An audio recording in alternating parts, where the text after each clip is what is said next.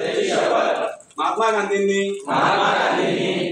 फक्त राजकीय स्वातंत्र्यातील भारताचे स्वप्न पाहिले नव्हते तर त्यांच्या स्वप्नामधील भारताची कल्पना ही एक स्वच्छ विकसनशील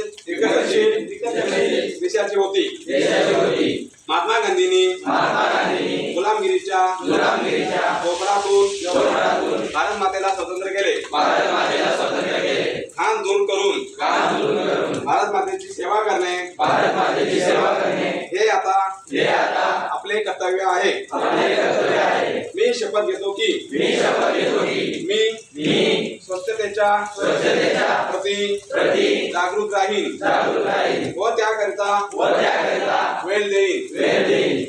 मी दरवर्षी 100 तास म्हणजेच दर आठवड्याला 2 तास श्रमदान करून स्वच्छतेच्या संकल्पाला लक्षणीय करेन। मी घाण करणार नाही।